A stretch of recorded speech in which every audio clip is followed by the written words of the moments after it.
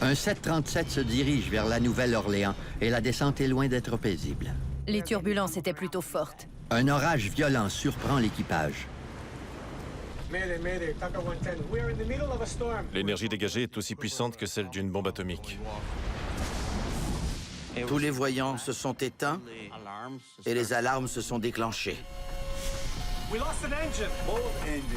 Sans pousser, l'appareil ne peut rester en vol.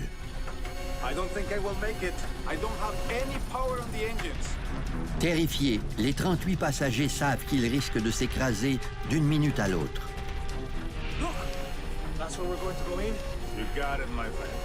À moins que l'équipage ne réussisse l'un des exploits les plus surprenants de l'histoire de l'aviation commerciale.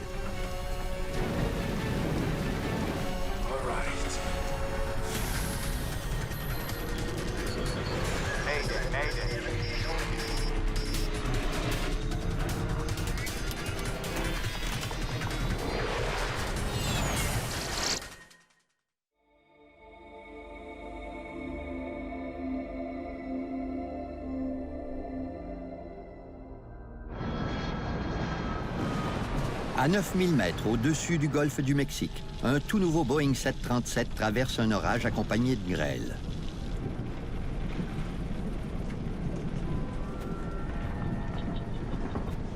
Vamos a tener mal tiempo por un buen rato. TACA Airlines est une petite compagnie aérienne familiale basée au Salvador.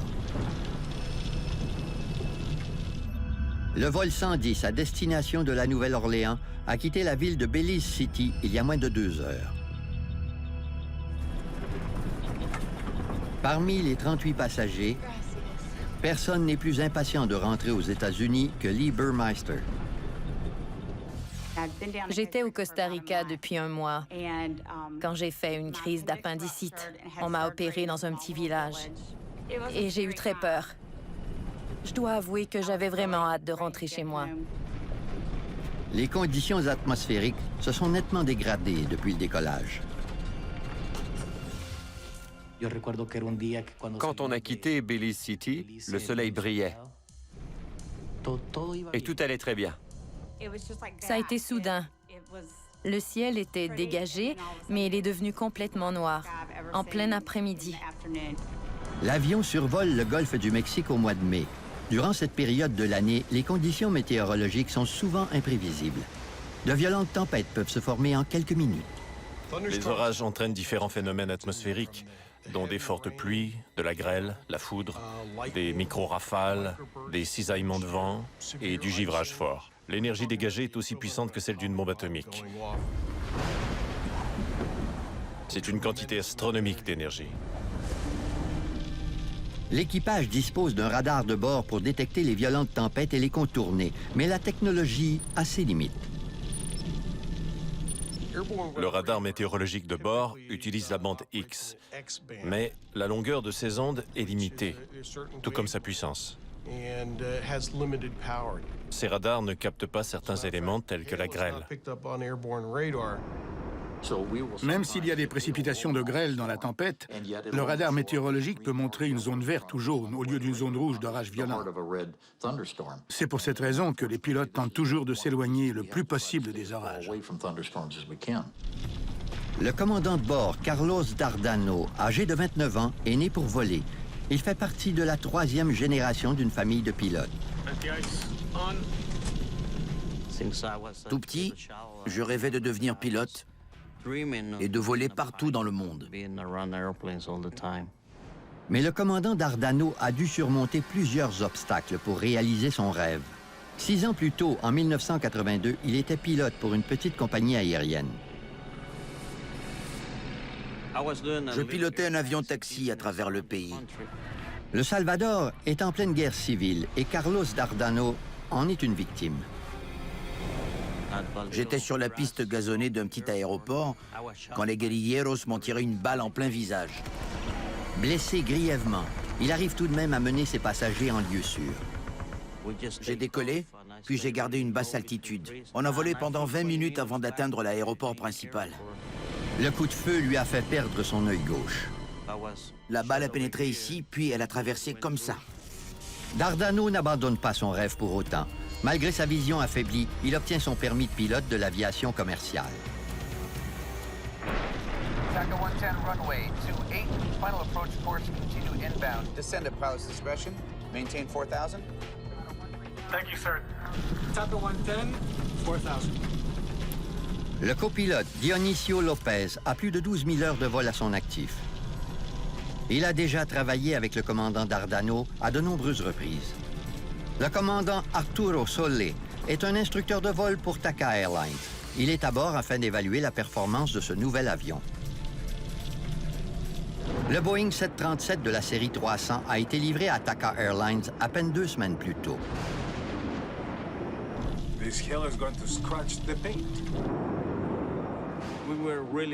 On s'inquiétait des dommages que la grêle allait causer parce que l'appareil était tout neuf. Le 737-300 est le dernier né de la série de bioréacteurs le plus populaire de l'industrie. Son design est plus aérodynamique que celui des modèles précédents. Il est aussi muni de moteurs dernier cri.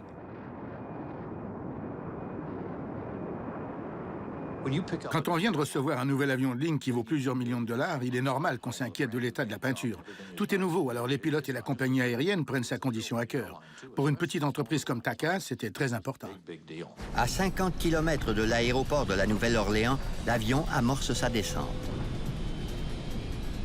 On avait l'impression d'avoir frappé un mur.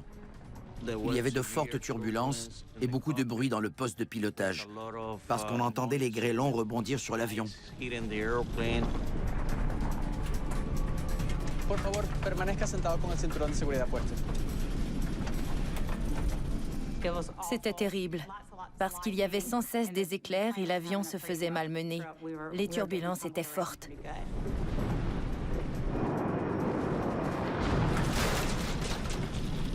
As of flight attendants to take their seats. Flight attendants, please take your seats.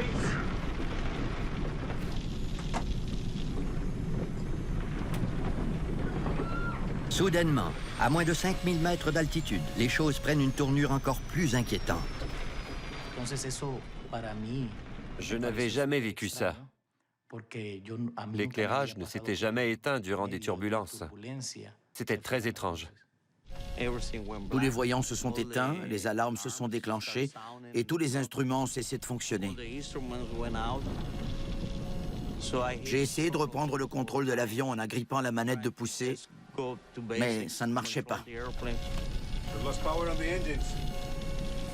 J'ai compris que les moteurs s'étaient éteints. Malgré l'extinction des moteurs, l'avion vole à une vitesse assez élevée pour planer. Mais ça ne durera pas longtemps, puisqu'il perd rapidement de l'altitude. Sans alimentation, tous les systèmes et instruments cessent de fonctionner. Et le vol 110 n'est plus visible sur l'écran radar de la tour de contrôle de la Nouvelle-Orléans. TACA 110, approach, say altitude. TACA 110, this is New Orleans approach control. How do you hear? Il est maintenant impossible d'entrer en contact avec l'appareil.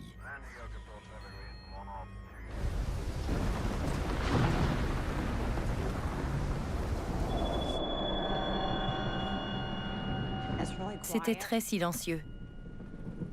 Les moteurs ne faisaient plus aucun bruit. Toutes les lumières étaient éteintes. J'avais l'impression d'être dans une petite pièce obscure.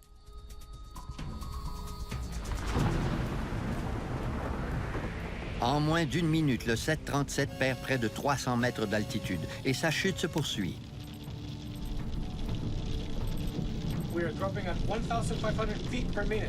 Sans courant, il est impossible de redémarrer les moteurs.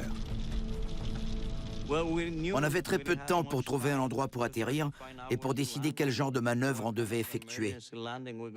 Sans compter qu'on ne savait pas encore si les moteurs allaient redémarrer. L'altimètre et l'indicateur d'assiette fonctionnent à l'aide d'une batterie de secours, mais tout le reste est inutilisable.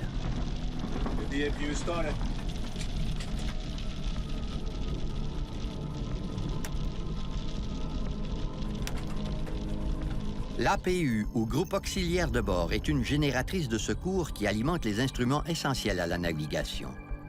Malheureusement, son activation demande beaucoup de temps. Et à chaque seconde qui passe, le vol 110 de TACA Airlines s'approche dangereusement de la surface de l'eau.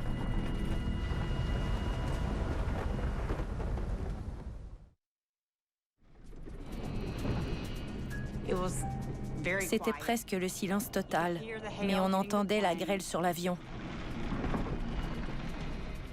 Je me suis dit, c'est terminé, on va s'écraser. Je vais mourir ici.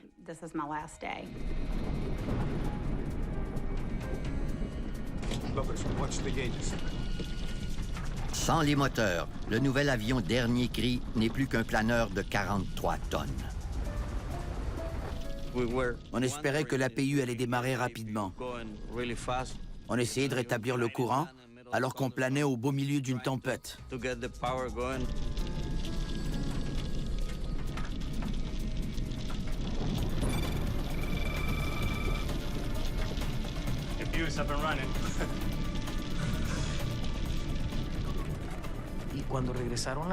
J'étais très soulagé quand les lumières se sont rallumées. J'ai cru que tout irait bien et que le problème n'avait été que temporaire. L'APU alimente les instruments de vol de l'appareil, mais les deux moteurs sont toujours éteints. Pour faire démarrer les puissants turboréacteurs à double flux, l'équipe doit suivre la procédure standard de redémarrage complet.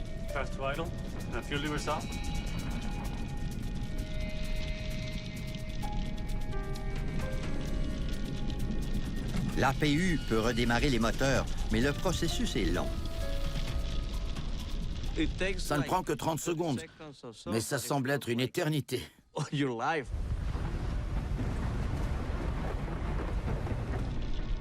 Columbia Day to New Orleans. Get us out of this storm and onto our runway. Mayday, Mayday, TACA 110. We're in the middle of the storm, sir. We need vectors to the runway now, sir.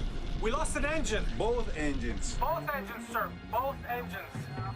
Understand? Both engines, TACA 110, roger. Le contrôleur aérien sait que pour éviter une catastrophe, l'avion doit atterrir au plus vite. Il faudra peut-être le diriger vers un autre aéroport. TACA 110, roger. Turn left heading 280. Vectors to Navy calendar runway 22. Le vol 110 se trouve encore à une distance de 32 km de l'aéroport de la Nouvelle-Orléans. Pour l'appareil en détresse, il est préférable d'atterrir à l'aéroport militaire à 27 km. Mais si les moteurs ne redémarrent pas, l'avion risque de toucher le sol avant d'atteindre la piste. 9:30, hit.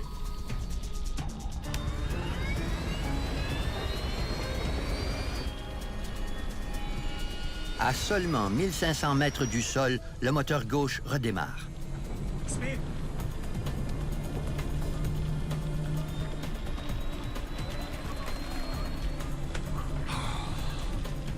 Okay, good job. Start working on the other one. L'appareil peut voler avec un seul moteur, mais dans de telles conditions climatiques, il serait plus sécuritaire d'avoir deux moteurs fonctionnels. Request a vector back to New Orleans. Okay, we have one engine back on. Request vectors to New Orleans. TACA 110, Wilco, fly heading 290. Vector around the thunderstorms to your Au right. même moment, le commandant Solé poursuit les manœuvres de démarrage du deuxième moteur. Here comes the other one. And here comes the other one. Speed. All right. And you got both of them. Les deux moteurs tournent. Tous les problèmes semblent réglés. Okay, sir, we have both engines back now. We really appreciate what you've done for us. We are going to go down to 310. Même si les deux moteurs fonctionnaient, on ne se sentait pas rassuré. C'était encore angoissant. Look, I don't feel any power. I don't feel any power. Quelque chose cloche. Les moteurs semblent bien fonctionner, mais ils n'exercent aucune poussée. Sucker's not started. Tout à coup, un voyant lumineux indique que les moteurs surchauffent. Ils brûlent de l'intérieur. Le commandant Dardano n'a d'autre choix. Le risque d'incendie le pousse à faire ce que tous les pilotes redoutent. Il éteint complètement ses deux moteurs. Encore une fois, l'avion est privé de courant électrique et il chute à toute vitesse. On savait qu'il ne serait plus possible de redémarrer les moteurs. Il fallait trouver un endroit où atterrir. L'avion n'est plus qu'à 900 mètres du sol. À ce rythme, il n'atteindra pas la Nouvelle-Orléans. La visibilité s'améliore au moment où l'avion traverse les nuages orageux. Mais la pluie n'a pas cessé. Le commandant Dardano ne dispose que de 3 minutes pour trouver un endroit où atterrir. Je voyais seulement des marécages tout autour de nous. La Nouvelle-Orléans est entourée de lacs et de canaux, et elle est protégée des inondations par un système de barrières appelé digue. Ce n'est pas l'endroit idéal pour faire atterrir un 737. We don't have power on the engines. TACA 110, I'm going to vector you to Lakefront Airport. You're only 11 miles from Lakefront. I don't think I will make it. I don't have any power in the engines. I guess we'll have to go down. We're going to declare an emergency. We're going to have to decide where to put this thing. TACA 110, do you have visual reference to the ground at this time? Yes, sir. TACA 110, there is an interstate highway directly ahead of you at 12 o'clock and 7 miles. Let's see what it is. Atterrir sur l'autoroute est peut-être la seule solution. On aurait pu atterrir sur l'autoroute, mais on savait très bien qu'il y aurait beaucoup de voitures. J'ai refusé parce qu'on courait le risque de tuer des automobilistes. Ce n'était pas une option pour moi. 11 ans plus tôt, un appareil de la Southern Airways a dû se poser sur une autoroute de la Géorgie en raison de problèmes de moteur. L'écrasement a fait 9 victimes au sol et 63 autres à bord de l'avion.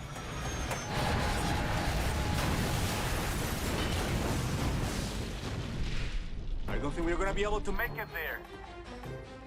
You're 6 miles away from Lakefront Airport. Can you make it there? No, sir. We're at 2,000 feet and losing altitude. Une dernière solution s'offre à l'équipage. I guess I'm going to have to make a ditching here, sir. L'équipage décide de tenter le tout pour le tout en procédant à un amérissage. TACA 110, roger. Whatever you need to do, sir. C'est la dernière communication qu'on a établie avec la tour de contrôle, parce qu'on était à seulement 450 mètres du sol. This is New Orleans Tower. We have an inbound 737 probable ditching. 45 souls on board. La garde côtière est déployée lorsqu'elle apprend que l'équipage du vol 110 prévoit amérir sur un canal près de la Nouvelle-Orléans. Okay. There. Put it down softly.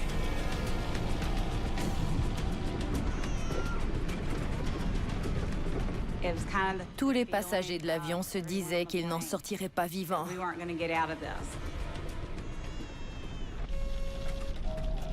Il ne reste pas plus d'1 minute avant que l'appareil touche le sol. Le commandant de bord Dardano cherche l'endroit le plus approprié pour amérir lorsqu'une autre solution se présente. Look at that one over there.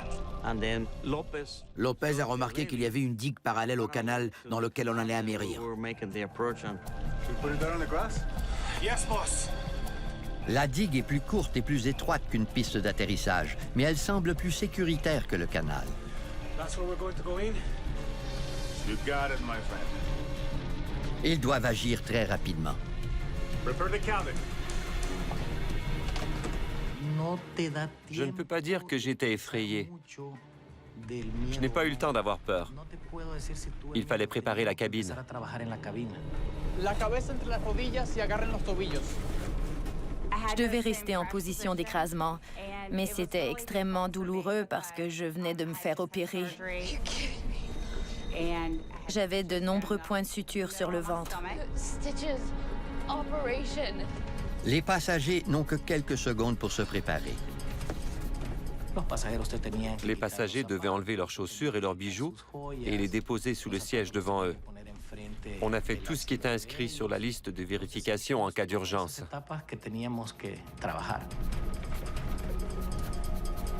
Comme le vol 110 vole à trop basse altitude, il n'est plus visible sur l'écran radar du contrôleur aérien.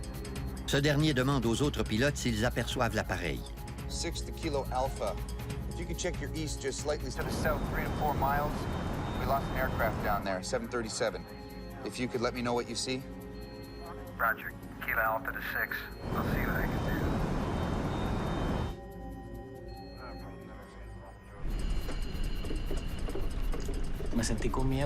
C'est en retournant à mon siège que j'ai réellement eu peur.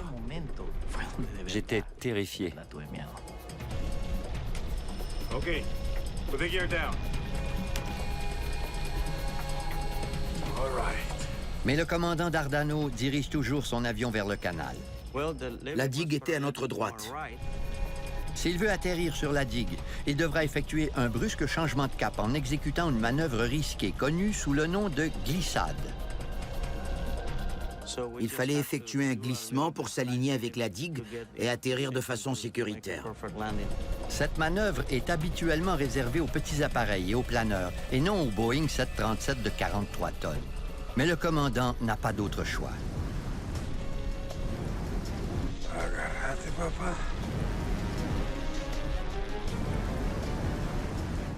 J'ai prié. Je n'arrivais pas à croire que c'était réel. Seulement 210 mètres séparent l'avion du sol. Comme les moteurs ne fonctionnent plus, l'équipage ne pourra ralentir l'avion à l'aide des inverseurs de poussée. Sans compter que pour le commandant Dardano, la tâche est encore plus difficile puisqu'il n'a qu'un œil. Sa vision réduite l'empêche d'évaluer la profondeur alors qu'il fonce à toute vitesse sur la mince bande de terre détrempée.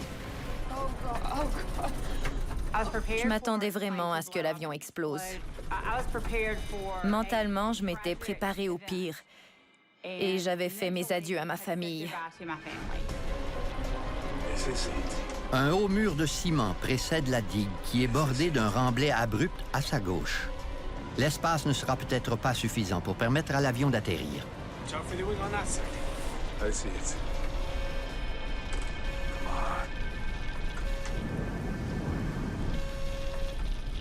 Keep the tango, baby. Keep the tango.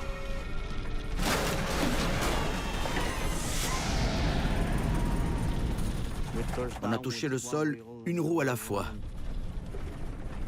L'atterrissage a été brutal. Si nos ceintures n'avaient pas tenu le coup, on aurait été projetés dans les airs. Le terrain est détrempé et l'avion risque de déraper dans l'eau. J'essayais de maîtriser l'avion pour ne pas empirer la situation. J'ai évité d'appuyer brusquement sur les freins.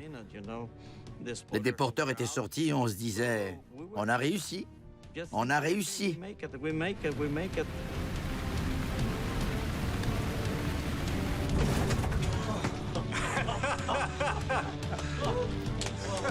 Very good. Very good. Very good. Sorry. Very good, my friend. J'étais surpris. L'atterrissage n'a pas été délicat, mais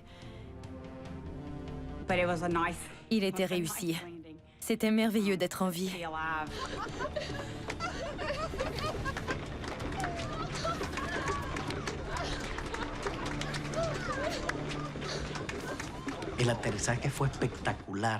L'atterrissage était spectaculaire. L'appareil s'est posé tout doucement, sans aucune turbulence. C'était un atterrissage parfait. Je crois que c'est le plus bel atterrissage de ma carrière.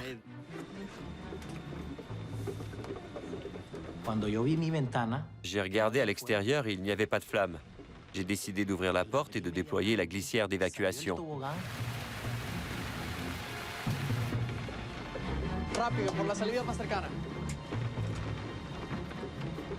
On nous a dit de sortir de l'avion avant qu'il explose.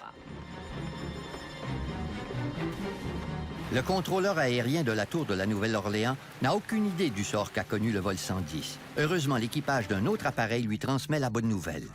Kilo Alpha to 6. Everything looks okay. Looks like you did a pretty good job. They made it. You're not going to believe where they are.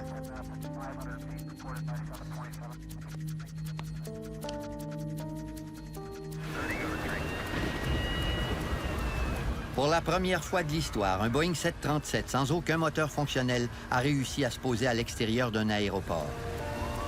Les enquêteurs doivent maintenant découvrir pourquoi les deux moteurs sophistiqués de ce nouvel appareil se sont éteints en plein vol.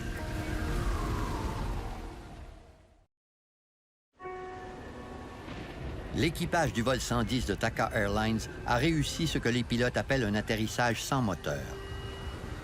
L'appareil s'est posé sur une digue située sur un terrain appartenant à la NASA. L'usine de Michoud produit des pièces pour les navettes spatiales.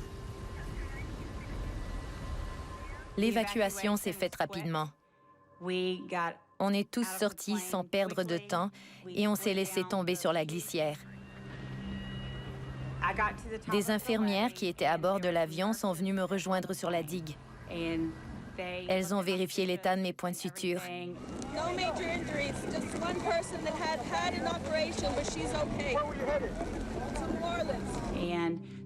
Une ambulance est arrivée sur les lieux pour me conduire à l'hôpital. We have to thank God. That's right. Yes. And also our captain, because he kept me calm. That's right. I'm gonna talk to the captain.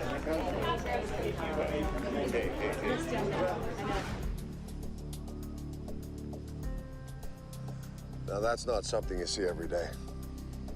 Quelques heures après l'atterrissage d'urgence, des enquêteurs arrivent sur les lieux pour inspecter l'appareil.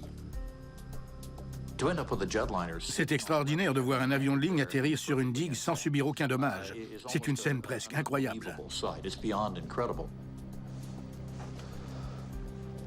A couple of questions for you, but first thing I'd like to say is, nice landing. So, tell me, when did the engine trouble start? Dès leur arrivée, les enquêteurs rencontrent l'équipage pour connaître la chronologie des événements au moment de l'extinction des moteurs. We were descending through 16.5 when both our engines flamed out at the same time. Les chances que les deux moteurs cessent de fonctionner au même moment sont infimes. Cet appareil était muni d'un des modèles de moteurs les plus perfectionnés et répandus dans le monde. Il s'agit du CFM56 que l'on retrouve non seulement sur le Boeing 737, mais aussi sur les Airbus et les avions militaires. Le CFM56 est une pure merveille d'ingénierie. Il y en a des milliers en fonction partout sur la planète et il ne tombe jamais en panne, ou presque. Pourtant, sur le même appareil, les deux moteurs CFM56 sont tombés en panne au même moment. Les enquêteurs doivent absolument en connaître la cause. I haven't flown through too many storms that intense. Leur première piste, les conditions météorologiques. L'extinction de deux moteurs en plein vol est très rare. Le but de l'enquête était bien sûr de savoir pourquoi ça s'était produit. Était-ce à cause de la météo, des précipitations comme la pluie et la grêle? Tell me about the storm. The winds were fierce.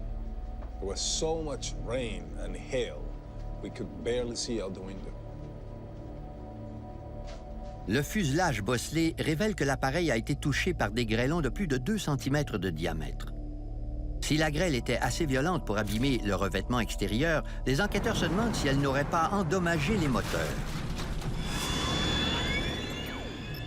Les turboréacteurs à double flux sont munis d'un système de ventilateurs et d'aubes. À leur extrémité, un grand ventilateur fait pénétrer l'air à l'intérieur et par la suite, l'air est comprimé par les aubes et mélangé au carburant. Ce mélange s'enflamme en faisant tourner les turbines à l'intérieur du moteur.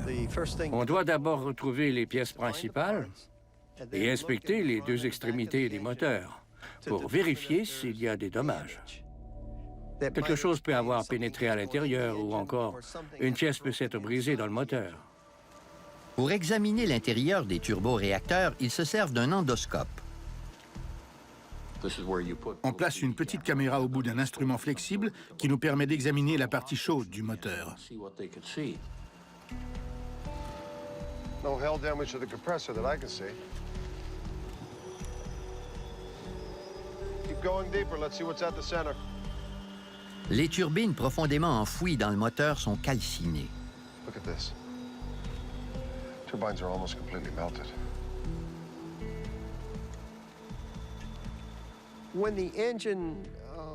Quand un moteur surchauffe, sur une période suffisamment longue,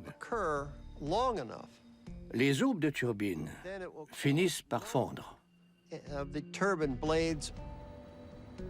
So when did you get the temperature warning? The engines started to overheat right after we started them. Si les turbines sont endommagées et que les aubes ont fondu, le moteur n'exerce plus de poussée. Mais les turbines calcinées n'expliquent pas l'extinction des moteurs.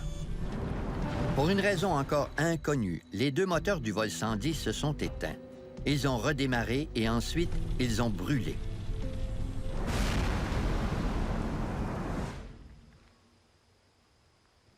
Mais pour l'instant, les enquêteurs doivent régler un problème plus pressant. L'appareil s'enfonce dans le sol. It can't stay here much longer. Maybe NASA has some ideas. La digue n'a pas été conçue pour supporter un poids de 43 000 kilos. Les avions de ligne supportent un poids énorme sur une petite aire de contact. S'ils restent au même endroit pendant 3 jours, il est probable que les roues s'enfoncent. La digue était à peine assez grande pour permettre au 737 d'atterrir. Alors retirer l'appareil pourrait s'avérer encore plus difficile. Il y avait 3 façons de retirer l'avion de la digue. Ils pouvaient le faire décoller, le démonter ou le poser sur une barge. Mais ce n'est pas aussi simple qu'il n'y paraît.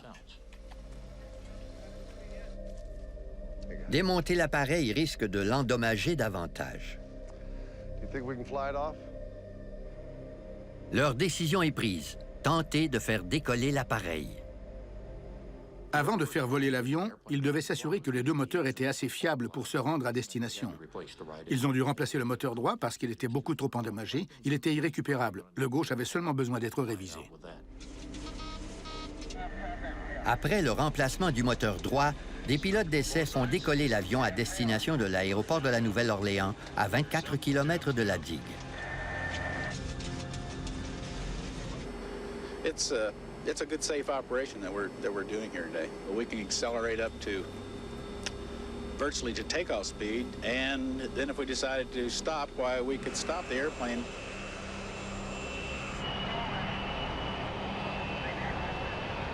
Sans passagers et avec une quantité réduite de carburant, l'appareil est plus léger. Il atteint la vitesse de décollage après avoir parcouru 365 mètres seulement. L'enquête sur le lieu de l'atterrissage d'urgence est close. Quand un avion atterrit d'urgence dans un endroit inhabituel et qu'il est toujours intact, il est très rare qu'il redécolle de la sorte. Ils ont eu beaucoup de chance. Les enquêteurs doivent maintenant découvrir la cause de l'extinction des moteurs en vol. Si la pluie en est responsable, des milliers d'autres avions pourraient subir le même sort. C'était très étonnant parce que ces moteurs étaient d'une fiabilité exemplaire. Ils ne pouvaient pas s'éteindre à cause d'un simple orage. Qu'est-il arrivé?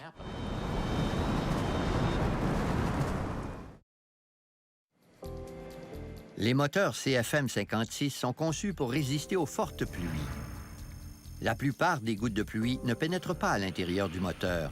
Mais si de l'eau réussit à entrer, elle s'évapore ou elle est évacuée à l'extérieur du moteur. Les moteurs ont été envoyés aux installations d'essai de General Electric en Ohio, où ils font des essais d'ingestion d'eau. Si un défaut de conception a provoqué l'extinction des moteurs, il doit rapidement être découvert. Les enquêteurs espèrent que ces essais d'ingestion d'eau les éclaireront. Une fois sur place, les moteurs ont subi les mêmes tests effectués par la FAA, l'autorité nationale en matière d'aviation, qui les avait approuvés.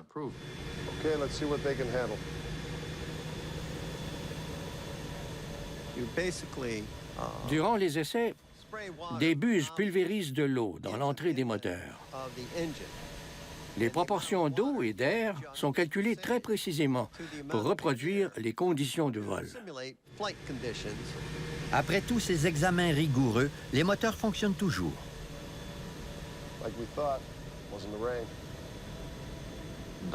Tout s'est bien passé. Les moteurs étaient intacts. Quelque chose d'autre clochait. Il fallait analyser la situation en profondeur. Un autre phénomène météorologique s'était-il produit? We lost an engine. Both engines. Both engines, sir. Les enquêteurs analysent en détail les données recueillies sur la tempête qu'a traversé le vol 110 de TACA.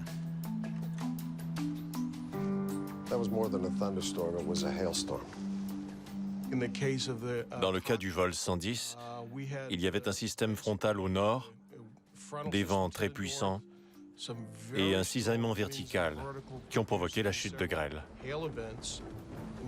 Les tempêtes de grêle ne sont pas fréquentes dans les latitudes sud. C'était hors du commun.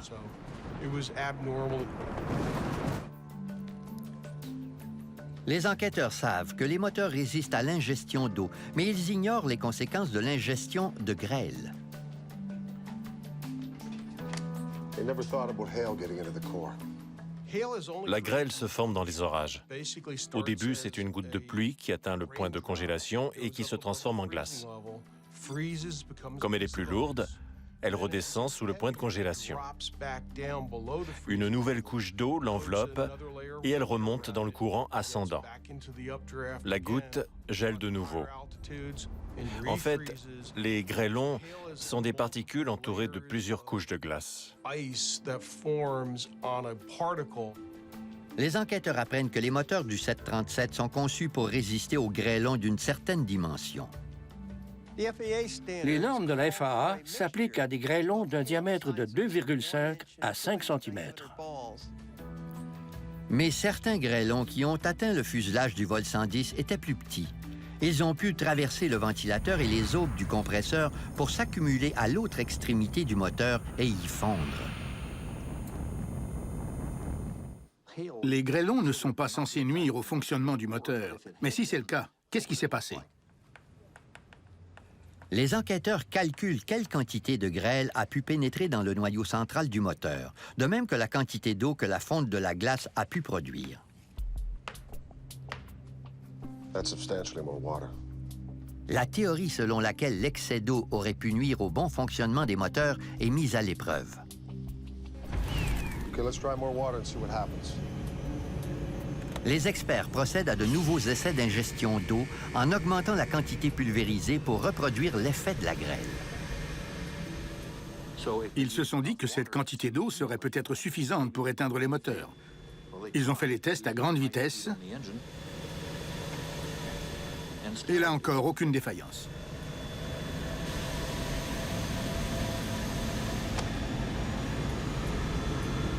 Okay, what are we missing? Il est possible que quelque chose d'exceptionnel se soit produit dans la marche du moteur lui-même, en causant la perte de puissance des moteurs. Les données de performance des moteurs recueillies par les enregistreurs de données de vol mettent les enquêteurs sur une nouvelle piste. Just before the flame-out, engine power was down to 35%. TACA 110 runway 28, final approach course, continue inbound, descend at pilot's discretion, maintain 4,000. Thank you, sir. TACA 410, 4,000. They just started their descent. Thank you, sir. TACA 110, 4,000. Quand l'équipage amorce l'approche finale en direction de la Nouvelle-Orléans, les moteurs réduisent automatiquement leur poussée pour ralentir en vue de l'atterrissage. À un réglage de puissance plus faible, il est possible que les moteurs n'aient pas pu supporter une telle quantité d'eau. Les essais d'ingestion d'eau respectaient les normes de la FAA, mais ils ont été effectués à grande vitesse, alors que le vol 110 avait commencé sa descente. Ils reprennent leurs essais, mais cette fois avec moins de puissance des moteurs. So we want to see what happens when we add the same amount of water, but with the engines powered down to 35%, okay?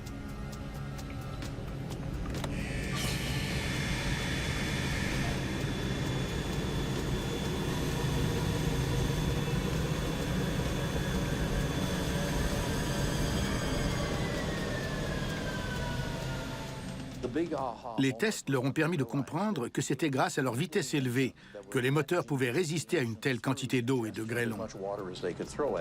Une fois les moteurs en régime de ralenti, ils n'ont pas tenu le coup et se sont éteints. Well,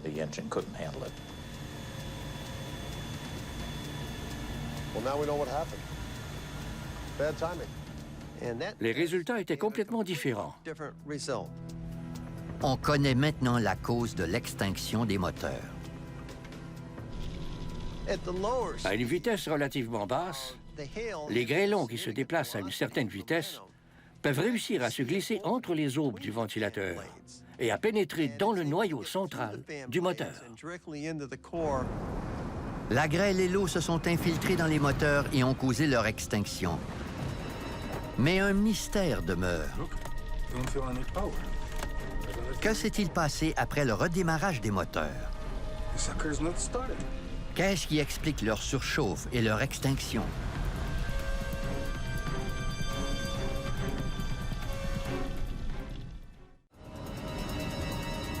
Quand l'équipage du vol 110 s'aperçoit que les deux moteurs sont éteints, il sait qu'il doit agir vite.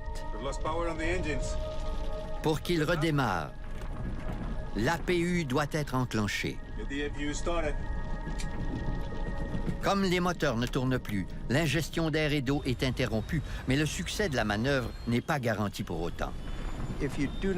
Si les conditions ne sont pas appropriées, il peut se produire un démarrage chaud, qui survient quand il y a trop de carburant dans le moteur par rapport à la quantité d'air qui y entre. La flamme atteint les turbines et crée une surchauffe. Après avoir examiné tous les rapports de l'enregistreur de données de vol, les enquêteurs concluent que la surchauffe et l'extinction des moteurs sont la conséquence d'un démarrage chaud.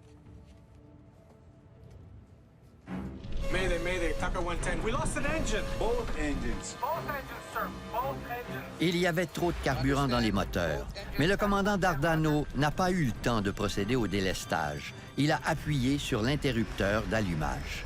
Si le synchronisme n'est pas parfait, il va certainement y avoir un démarrage chaud. Je ne crois pas que le pilote aurait pu faire mieux dans ces conditions. L'avion allait s'écraser. Les pluies fortes et la grêle ont paralysé un avion de ligne moderne. La catastrophe a été évitée de justesse. Les enquêteurs doivent s'assurer qu'un tel accident ne se reproduise pas. Une des forces de la sécurité aérienne réside dans la collaboration de tous les intervenants pour trouver des solutions. L'incident du vol 110 a exigé un changement dans la conception des moteurs. Pas une refonte en profondeur, mais quelques modifications. Et ce, grâce à tous ceux qui ont participé à l'enquête. La forme du nez du rotor du moteur et l'espacement entre les aubes du ventilateur sont modifiés pour empêcher la pénétration des grêlons. Des trappes de décharge sont aussi ajoutées pour une meilleure évacuation de l'eau des moteurs. Un incident comme celui-là ne s'est jamais reproduit et des milliers d'avions munis des moteurs CFM56 volent tous les jours. Un an après l'atterrissage d'urgence, tous les 737-300 volent avec les moteurs modifiés. L'avion qui a atterri sur la digue a repris du service un mois après l'accident. Look at that one over there. That's where we're going to go in. You got it, my friend. Dans le milieu de l'aviation, tout le monde vante les exploits de l'équipage du vol 110. À la dernière minute, quand ils allaient amérir dans le canal, ils ont vu la digue et ils ont saisi l'occasion d'atterrir sur la terre ferme. C'était la décision à prendre. Les enquêteurs croient que le sang-froid et la détermination du commandant de bord ont permis d'éviter une terrible catastrophe.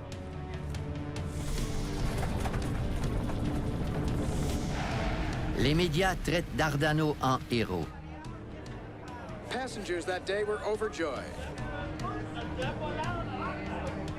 Dardano and his crew kept the calm. And because of that, 45 people who rode that plane are alive today.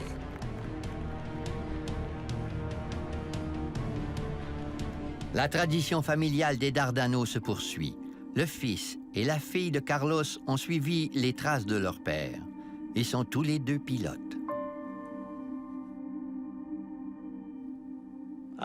Quand j'ai reçu une balle en plein visage, j'étais furieux parce que j'ai perdu la vision d'un œil. Puis j'ai survécu à cet accident et il n'y a eu aucun blessé. 20 ans plus tard, j'ai encore une carrière bien remplie et une belle vie. La vie a ses raisons que la raison ne connaît point.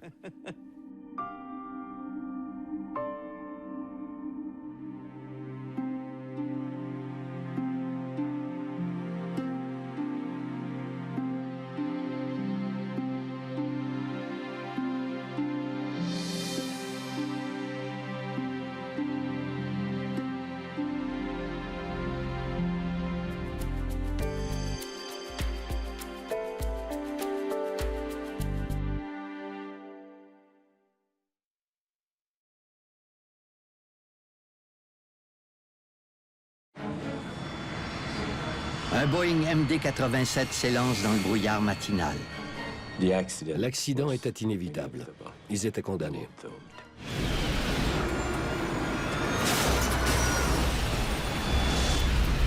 L'avion, avec ses 110 occupants, est dévoré par les flammes à l'aéroport Linate de Milan. C'est le pire accident de l'histoire de l'Italie.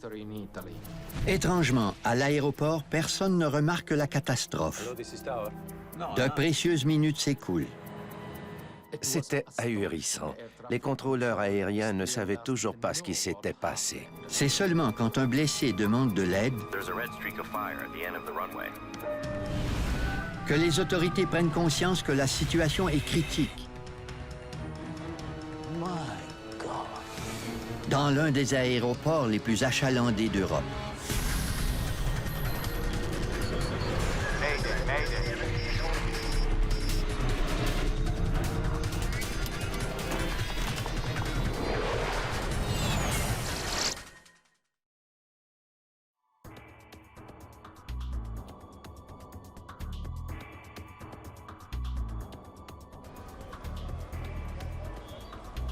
Milan, en Italie. Capitale européenne de la mode et centre économique et financier d'Italie.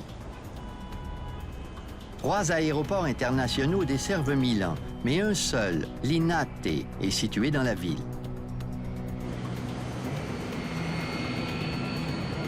Il accueille 9 millions de passagers par année pour des vols de courte distance à travers l'Europe.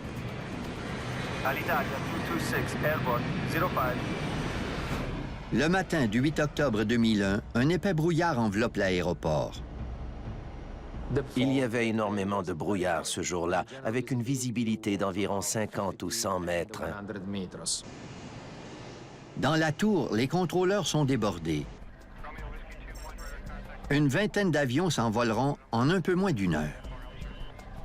Alitalia 2120, buongiorno, start-up. Ils échangent près de 500 communications radio par heure. Linate, buongiorno.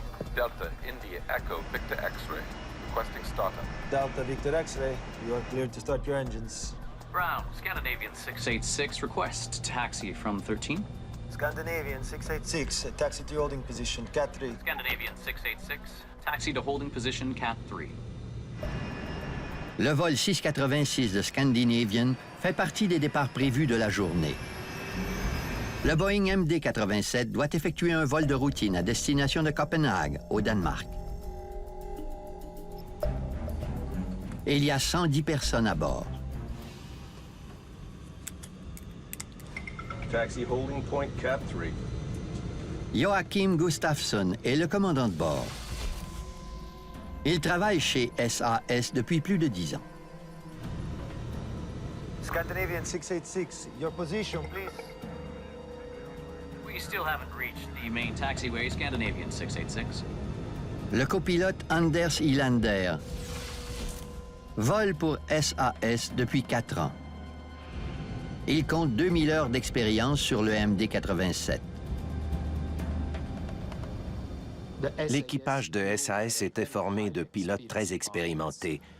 On ne pouvait pas demander mieux que ces 2 pilotes qualifiés. Un épais brouillard recouvre l'aéroport. La visibilité des pilotes est quasi nulle. Ils doivent se fier entièrement aux instructions des contrôleurs aériens en roulant sur la piste.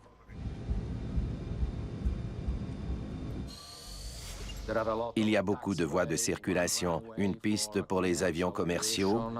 Plusieurs types d'appareils différents fréquentent Linate. C'est un aéroport très achalandé. De la tour qui surplombe les pistes, les contrôleurs aériens jouissent habituellement d'une excellente vue sur l'aéroport, mais ce n'est pas le cas aujourd'hui. Air 1937, where are you? Between 18 and Delta. So you're practically in front of the tower, right?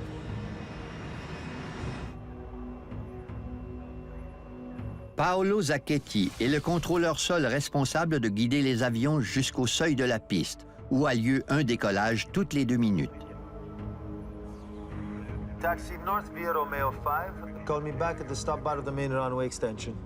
Avec le brouillard qui enveloppe Linate, il est débordé. Scandinavian 686, your position, please. Now you're on the main taxiway. Yes, now we are entering the main taxiway, Scandinavian 686. À 8h01, Zacchetti cède le guidage du vol 686 de SAS au contrôleur d'aéroport pour les instructions finales de décollage. Tower, buongiorno, Scandinavian 686, sequence to 36 right. Ciao, Scandinavian 686, line up and wait 36 right. Line up and wait 36. L'équipage de SAS se place en file derrière les avions qui décollent de la piste principale de l'INATE, la 36R. Alitalia 226, cleared for takeoff, 36. Report when rolling. Une visibilité nulle dans les airs ne pose pas de problème, mais au sol, c'est un gros problème, parce que les pilotes dépendent entièrement des contrôleurs aériens. Delta Victor X-ray. Confirm your position? Approaching Sierra 4. Roger. Maintain the stop bar. I'll call you back.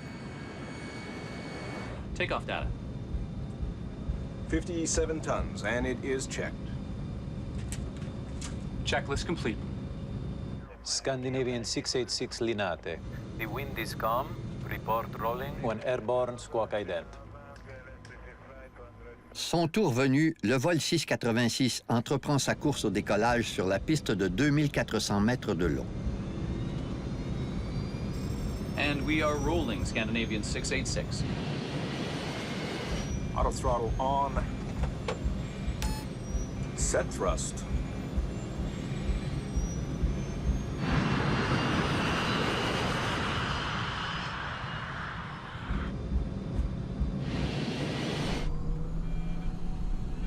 V1. À une vitesse de 140 nœuds, Rotate. les pilotes procèdent au décollage.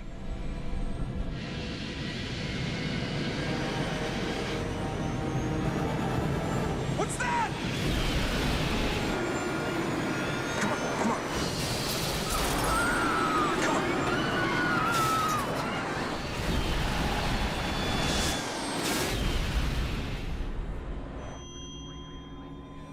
Une catastrophe frappe le vol 686. Mais en raison de l'épais brouillard, personne ne s'en rend compte dans la tour de contrôle. C'était ahurissant. C'est arrivé tout près de la tour et personne n'en a eu connaissance.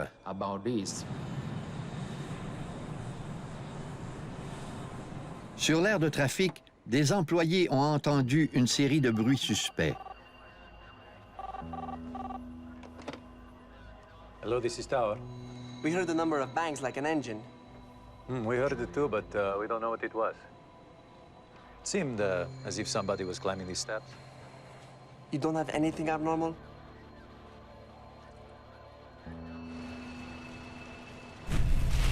Un avion de passagers est en flammes depuis près d'une minute sur la piste de l'un des aéroports les plus achalandés d'Europe, à l'insu de tous. No, nothing. C'est incroyable que ce grave accident se soit produit sans que personne ne s'en rende compte.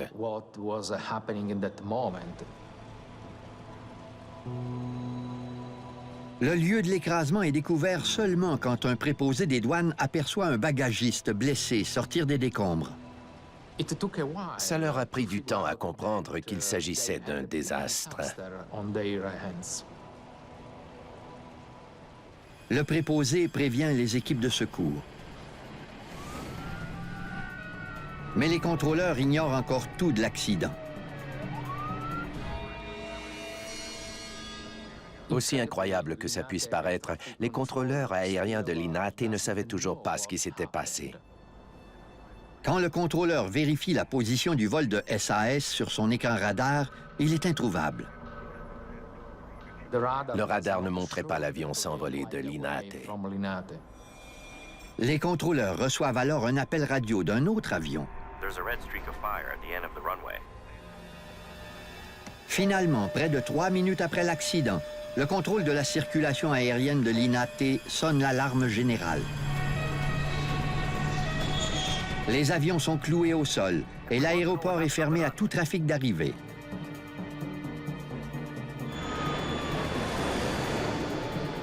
Le vol 686 de Scandinavian Airlines s'est écrasé et a explosé en décollant. Mais l'ampleur du désastre demeure insoupçonnée.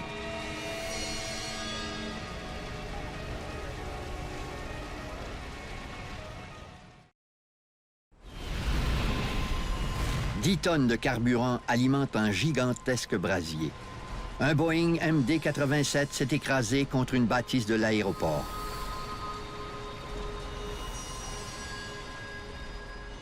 C'était une scène d'une dévastation terrible, avec l'effondrement du toit du hangar et l'avion de SAS complètement détruit, sans oublier les cadavres.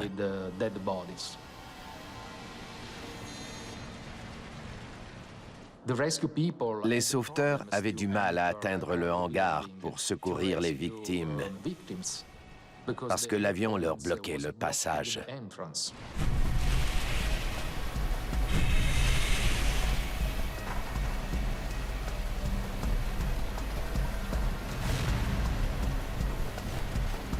14 minutes se sont écoulées depuis l'écrasement.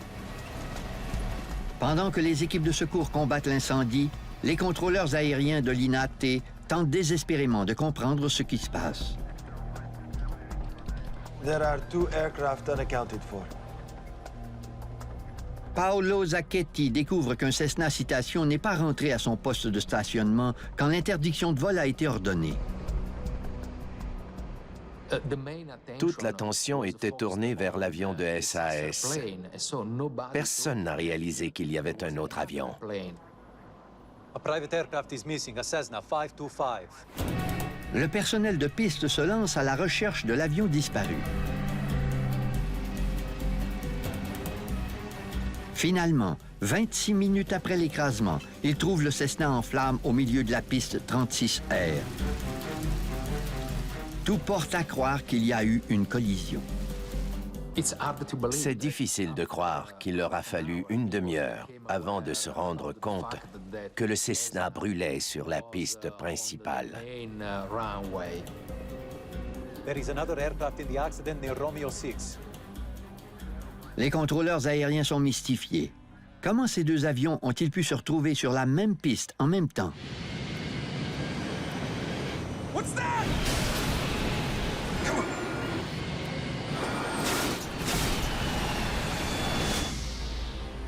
Deux avions sont complètement anéantis. Un hangar est en ruine. L'ampleur de la tragédie est inimaginable.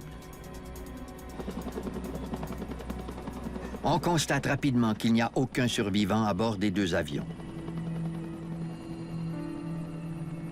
L'écrasement a fait 110 victimes sur le vol de SAS.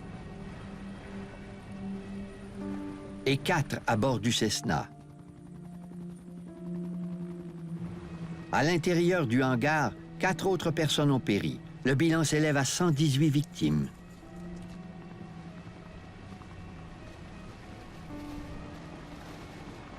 C'est le pire accident de l'histoire de l'Italie.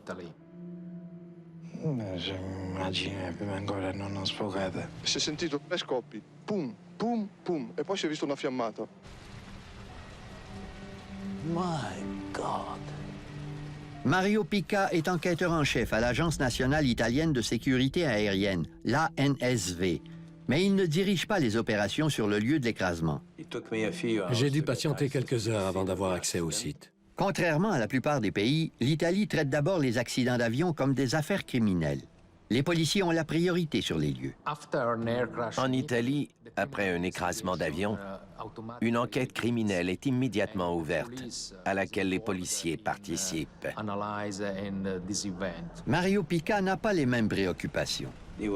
Il fallait absolument comprendre ce qui s'était vraiment passé pour éviter que ça se reproduise. Je me rappelle avoir jeté un coup d'œil au hangar. Les secouristes s'affairaient à fouiller dans les débris de l'avion, à la recherche de corps et de survivants.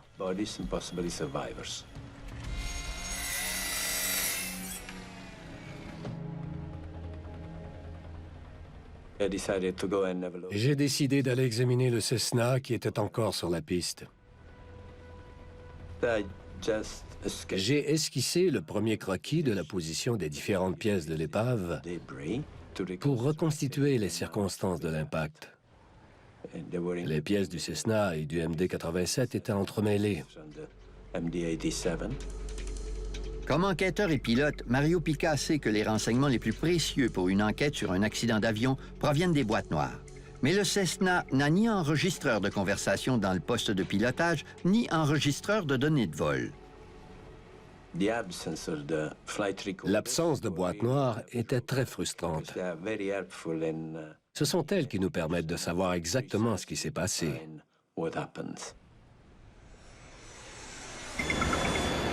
Le service d'enquête sur les accidents de la Suède dépêche une équipe à Milan. Tom Zollner, conseiller technique, et Frank Christensen, enquêteur en chef, travaillent tous les deux chez SAS. Ils collaboreront avec Mario Pica pour faire la lumière sur les événements. On nous a demandé de participer à l'enquête parce qu'il s'agissait d'un avion de Scandinavian Airlines. On a constaté que les enquêtes italiennes étaient menées différemment. Ils traitent les écrasements comme des affaires criminelles, et nous, les enquêteurs en accident, devons attendre. On était furieux. On voulait vérifier l'état des avions et des lieux, mais on nous refusait l'accès au site de l'accident. Les médias du monde entier s'intéressaient au désastre de Linate.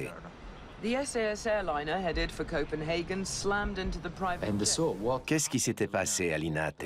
Quelle était la cause de cet accident? Qui était responsable de cette catastrophe? Les enquêteurs font une découverte troublante au sujet de l'aéroport Linate. So, you're telling me there have been a lot of these incidents before? Les contrôleurs aériens ont raconté qu'il se produisait en moyenne une incursion sur piste par semaine. Il semble que les 9 millions de voyageurs qui fréquentent cet aéroport chaque année sont en danger depuis un bon moment. C'était scandaleux qu'il y ait autant d'incursions sur piste. Moins d'un mois avant le drame, une quasi-collision s'est produite sur la même piste. Un avion a atterri sur la piste alors qu'un autre avion y décollait. On nous a appris avec stupéfaction que c'était monnaie courante à Linate. De toute évidence, quelque chose ne tourne pas rond dans cet aéroport. Au lendemain de l'écrasement, les enquêteurs subissent une forte pression nationale et internationale pour en trouver la cause. Meanwhile, there were prayers for victims of the crash, Italy's worst ever civil aviation disaster. L'équipe d'enquêteurs a enfin l'autorisation d'accéder au lieu de l'écrasement. On était tous des enquêteurs expérimentés. On savait comment s'y prendre. Mais les autorités leur ont mis des bâtons dans les roues. La police a ordonné aux employés de l'aéroport de déplacer les débris hors de la piste, à l'écart du hangar. On était très en colère. Le déplacement des débris nous privait d'informations précieuses. Elles étaient perdues. Les débris des deux avions ont été entassés sur une plateforme d'héliport cimentée. Retrouver l'enregistreur de conversation du vol 686 promet d'être ardu.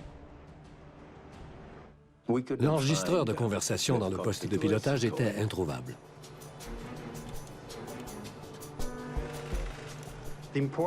Seul le CVR pouvait nous dire si l'équipage avait eu conscience qu'une collision allait se produire et s'ils avaient tenté de l'éviter. Sans le CVR, on ne pouvait pas savoir ce qu'avait fait l'équipage. Il fallait en apprendre davantage sur l'autorisation de décollage. Les pilotes ont-ils commis des erreurs? Ont-ils vraiment reçu l'autorisation de décoller? Here's what we know so far. The MD-87. En mesurant la distance, on était sûr que le MD-87 avait roulé une quarantaine de secondes sur 1500 mètres avant d'entrer en collision avec le Cessna. C'était évident que la collision avait eu lieu sur la piste principale, à l'intersection d'une voie de circulation. Le MD-87 a poursuivi sa course en déviant légèrement vers la droite pour finalement s'écraser contre le hangar. Les rapports météorologiques témoignent d'une visibilité d'à peine 50 mètres au moment de la collision. Il ne fait aucun doute que ce brouillard matinal était un facteur contributif à l'accident. V1, rotate. Imaginez un avion roulant à 72 mètres par seconde. Quel est le temps de réaction nécessaire pour éviter la collision? Les pilotes de SAS n'ont pas pu voir le Cessna sur la piste jusqu'à la dernière fraction de seconde avant l'impact. Pourtant, le brouillard ne devrait pas nuire aux opérations d'un aéroport de l'envergure de l'INAT. Les aéroports évitent les incursions sur piste en établissant des règles de fonctionnement en cas de visibilité réduite. Ces règles sont accompagnées de dispositifs technologiques comme des radars au sol, des systèmes d'alarme, ce genre de choses.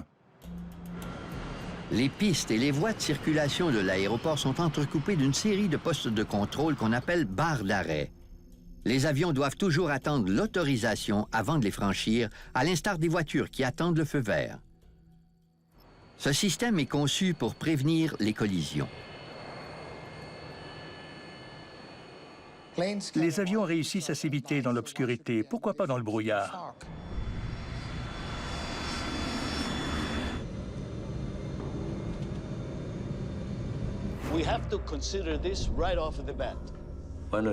L'une des premières choses à laquelle on a pensé était une erreur de pilotage.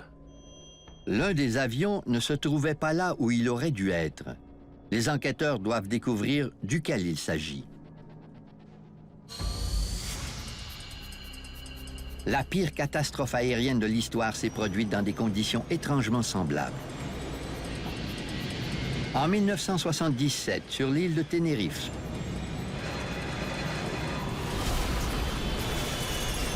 583 personnes ont perdu la vie quand deux Boeing 747 sont entrés en collision sur une piste recouverte d'un épais brouillard. » Si l'on compare les accidents, dans les deux cas, il y avait un brouillard très dense et un avion roulait sur la mauvaise voie de circulation, sans oublier une communication déficiente.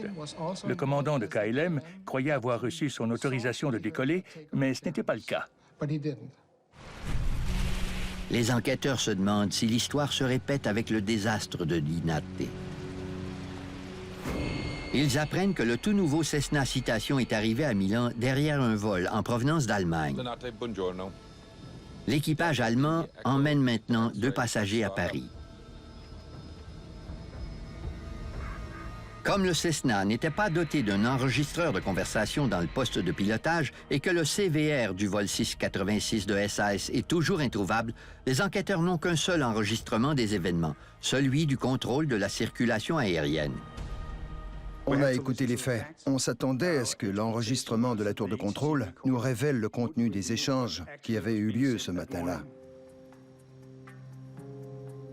Les enquêteurs écoutent attentivement les conversations entre Paolo Zacchetti et le Cessna, dont l'indicatif d'appel était Delta Victor X-Ray. Delta Victor X-Ray, taxi North via Romeo 5.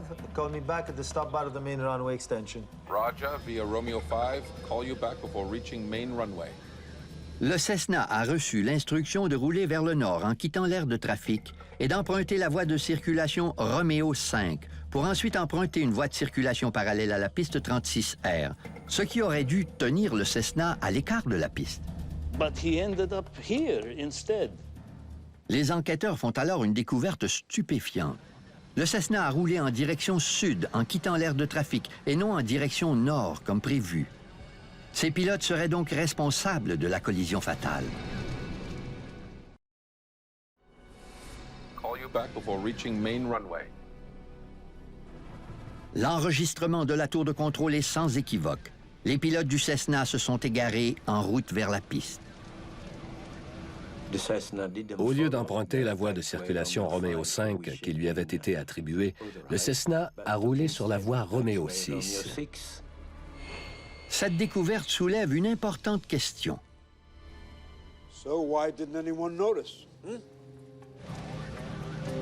Delta Victor X-ray, continue your taxi on the main apron.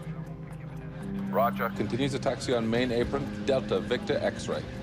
That is correct, and please call me back entering the main taxiway. Main apron? Main taxiway? L'enregistrement révèle que le contrôleur aérien ne faisait pas de distinction claire entre aire de trafic et voie de circulation.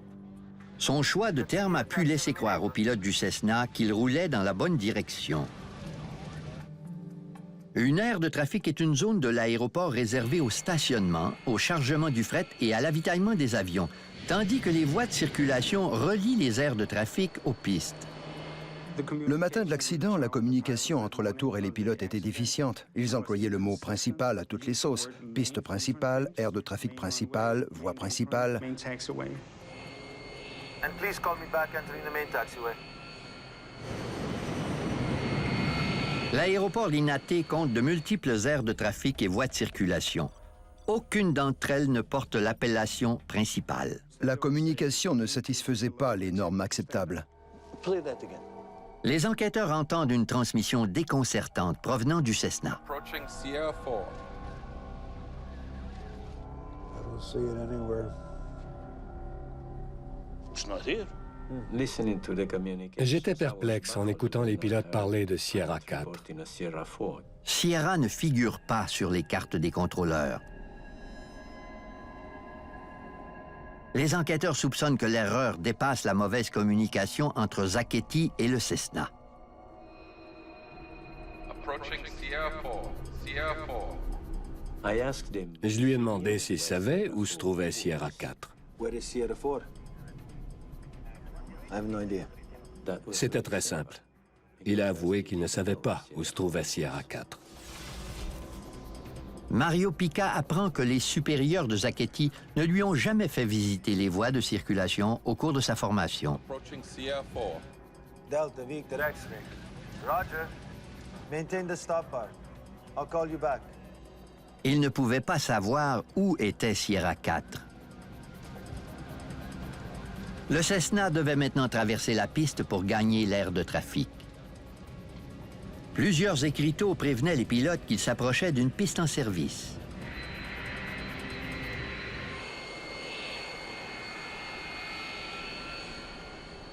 Les contrôleurs n'ont pas arrêté le Cessna. Delta Victor X-ray.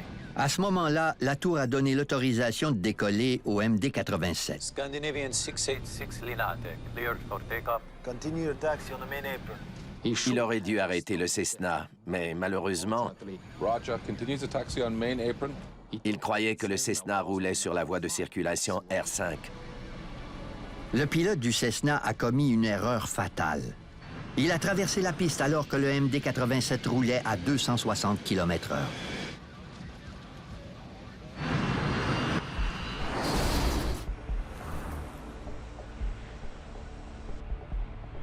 Les soupçons à l'égard des lacunes de sécurité à l'aéroport Linate se confirment quand les enquêteurs apprennent qu'exactement les mêmes erreurs qui ont mené à la collision meurtrière s'étaient produites moins de 24 heures plus tôt. Frank, come and look at this. J'étais stupéfait d'apprendre que la veille, Same thing. 24 hours before. un avion avait reçu l'autorisation de circuler via Romeo 5. 24 hours, it happens here all the time. Mais l'avion a plutôt circulé via Romeo 6. Comme il n'y avait pas de brouillard ce jour-là, les deux avions se sont vus et la collision a été évitée. Les enquêteurs commencent à croire que ce n'est pas une erreur de pilotage, mais plutôt une mauvaise gestion aéroportuaire qui serait à l'origine de l'écrasement de Linate et des multiples incursions sur piste qui s'y produisent. Quand on a appris que le pilote du Cessna avait emprunté la mauvaise voie de circulation, on s'est demandé ce qui l'avait fait dévier autant de sa route. Okay, this is where they started. So give me some video. The taxiway we went on was On a parcouru la voie Romeo 6 au grand complet. On voulait se mettre à leur place pour comprendre leurs faits et gestes.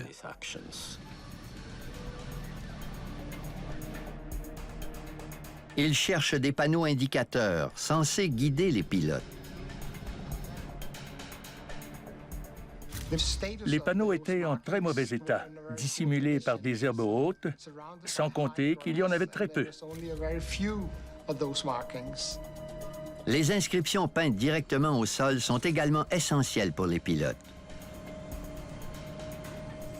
En arrivant à l'intersection de Roméo 5 et Roméo 6, on a remarqué que les inscriptions au sol étaient tellement décolorées que même avec une bonne visibilité, elles étaient difficiles à déchiffrer.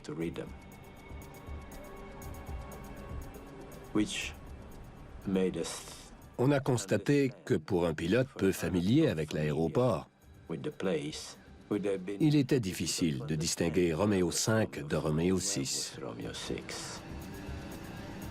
La signalisation décolorée peut expliquer pourquoi le Cessna a tourné à droite alors qu'il aurait dû tourner à gauche pour éviter la piste. Ils comprennent également pourquoi le pilote du Cessna a mentionné Sierra 4, une position inconnue. Approaching Sierra 4. There's Sierra 4, but it's not on the map. Sierra 4 était inscrite sur la voie de circulation Roméo 6 qui se dirigeait vers la piste, mais elle ne figurait sur aucune carte officielle. Approaching Sierra 4. Delta Victor X-ray. Roger. Si le contrôleur avait su où se trouvait Sierra 4, il se serait rendu compte que le Cessna empruntait la mauvaise voie et qu'il allait bientôt croiser la piste.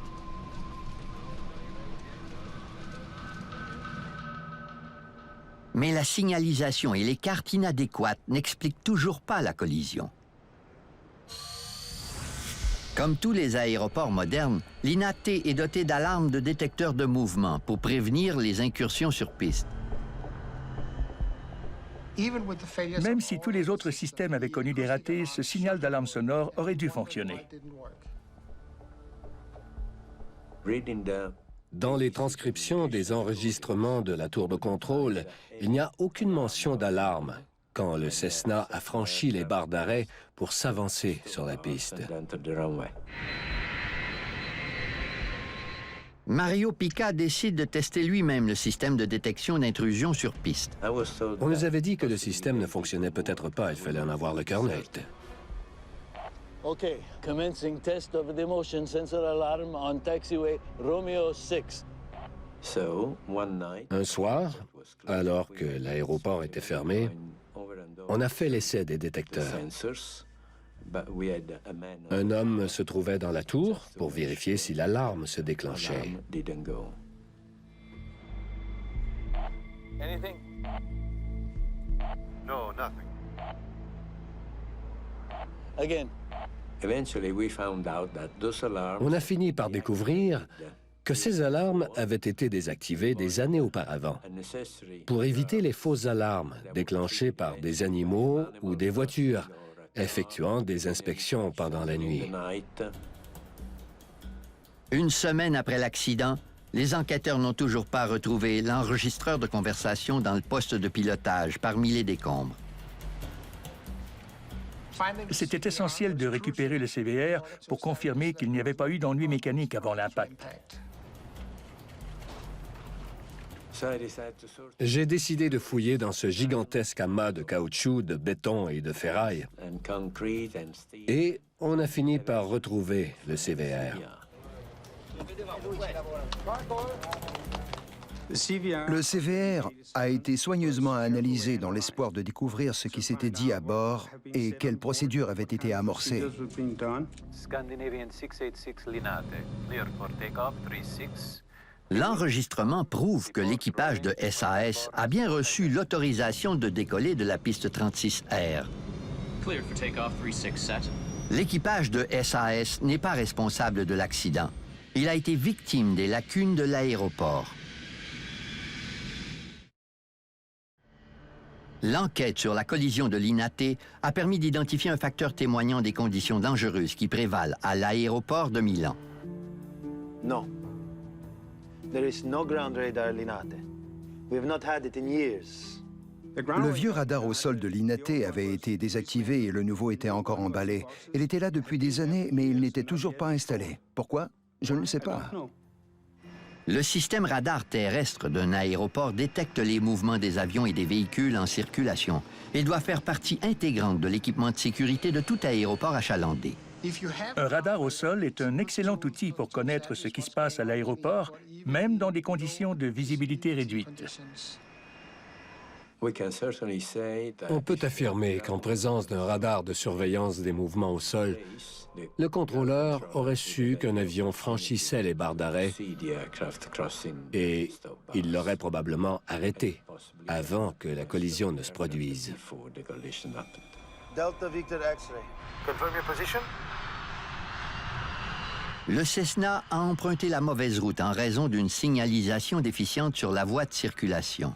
En l'absence de radar au sol, les contrôleurs ne pouvaient pas surveiller adéquatement les déplacements du Cessna. À cela s'est ajouté le brouillard qui recouvrait la piste et le désastre est devenu inévitable. Quand le Cessna et l'avion de SAS ont commencé à rouler, ils étaient condamnés. L'accident était inévitable. Scandinavian 686 Linate, clear for takeoff 36. Delta Victor X-ray. Continue your taxi on the main apron. And we are rolling, Scandinavian 686. Roger. Continues the taxi on main apron.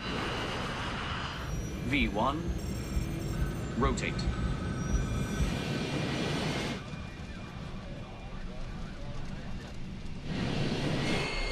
What's that?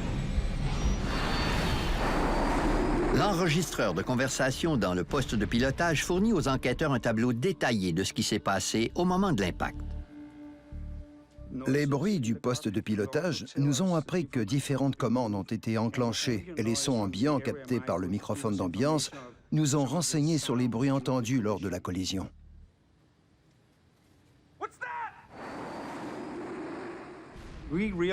L'impact ne se résumait pas à une seule collision. Il y en a eu plusieurs en une demi-seconde. En analysant plus attentivement cette demi-seconde d'enregistrement, les enquêteurs constatent qu'elle contient plusieurs sons distincts.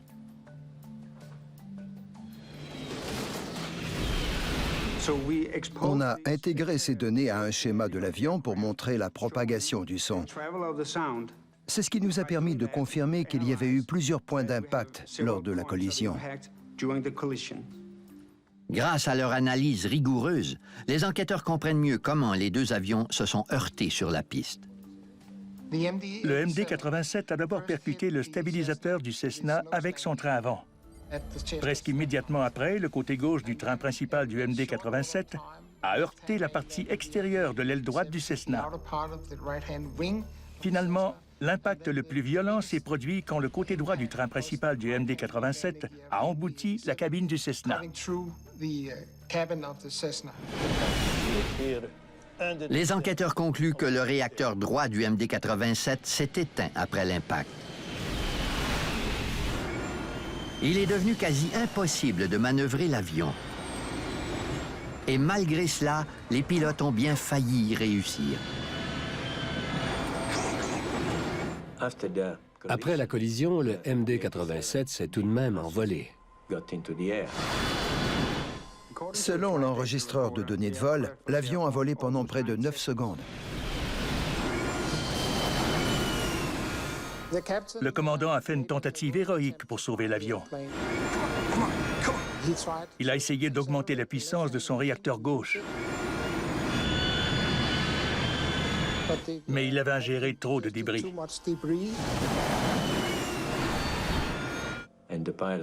Le pilote a fait un travail remarquable en essayant de maîtriser l'avion. Il a essayé d'éviter l'écrasement jusqu'à la toute dernière seconde. Les pilotes ne pouvaient rien faire pour éviter cet accident parce que l'avion roulait trop vite. Un aussi gros appareil ne peut pas réagir rapidement. C'est impossible. Selon moi, les équipages des deux avions ont fait tout leur possible jusqu'au moment de l'impact.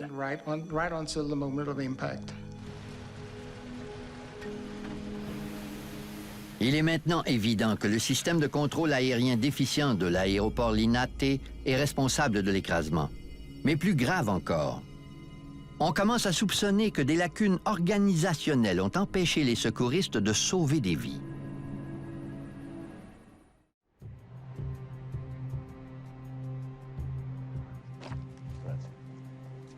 How long was it before the general alarm was sounded? L'enquête laisse entrevoir que des lacunes de l'aéroport ont eu de graves conséquences. Please call me back entering the main taxiway. En empirant une situation déjà critique. L'épave du Cessna n'a été retrouvée que 25 minutes après l'accident. Quand les pompiers sont arrivés, tous les occupants de l'avion étaient morts.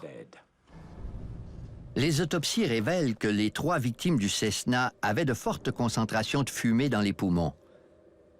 Elles étaient donc encore vivantes après la collision avec le MD-87. Elles ont brûlé vives. Après l'accident, le Cessna a brûlé pendant plus de 20 minutes. Si les secours étaient arrivés plus rapidement, les 2 pilotes auraient survécu à l'accident.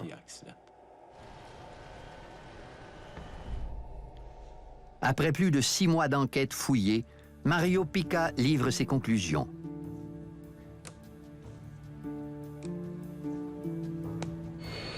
L'incursion sur piste du Cessna est la cause immédiate de l'accident, mais l'enquêteur ne jette pas tout le blâme sur le pilote du petit appareil. Il mentionne la signalisation déficiente sur les voies de circulation de Linate, de même que les lacunes de cet aéroport en général.